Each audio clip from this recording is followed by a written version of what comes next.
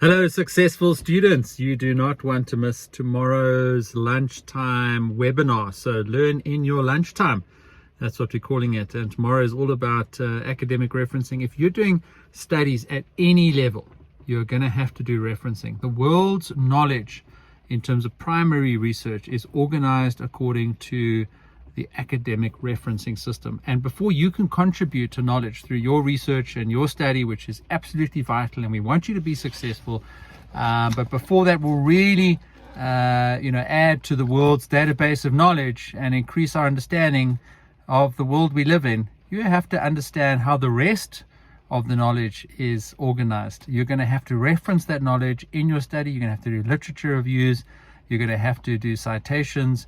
And I'll take you through all of that and more in our lunchtime webinar at 12 o'clock tomorrow. So the webinar is going to be focused on a couple of tools. I'll talk about those just now, but the principles that I teach you will be applicable to any of the tools that you use. So firstly, the reference library that I teach and that I use myself and that I've developed techniques and tips and tricks in is EndNote. So that's the reference library, if you like. And then the writing tool that I use, the primary word processor, if you like, is Microsoft Word.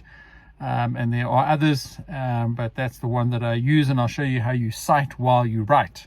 And you link to your EndNote library so that as you're writing your main document, you can bring in those references, bring in those citations, and it adds to your list of references at the end.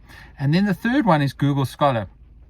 Now, not as a primary source of looking for academic work, but as a way of quickly grabbing the citations and bringing them into EndNote.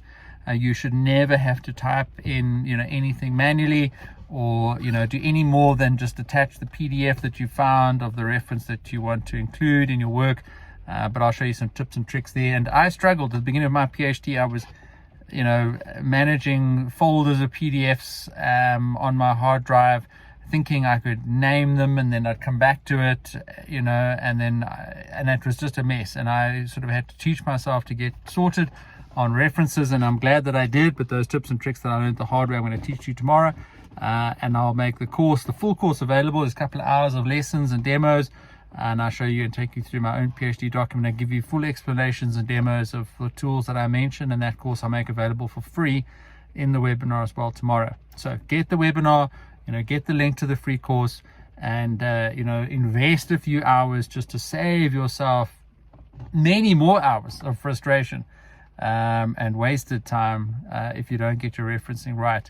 It's something that you can get good at, something that you don't have to grapple with, and it's something that examiners look for. If you reference well and accurately, it means that you have respect for the academic knowledge within which you want to now place your own work, and within which you want to orientate the unique contribution that you want to make. So join us. I'll put the link to the course and the webinar in the description down below. And just drop a comment and tell us what specific questions you have about referencing. But you can come into the session and ask the questions in the chat, and I'll be taking all your questions and answering them, if not during the webinar, in my follow-up videos, which you'll see a lot of on the YouTube channel. And while you're on the YouTube channel, just subscribe, give us a like on a couple of videos, let us know what's useful for you, and we'll see you tomorrow lunchtime. Cheers.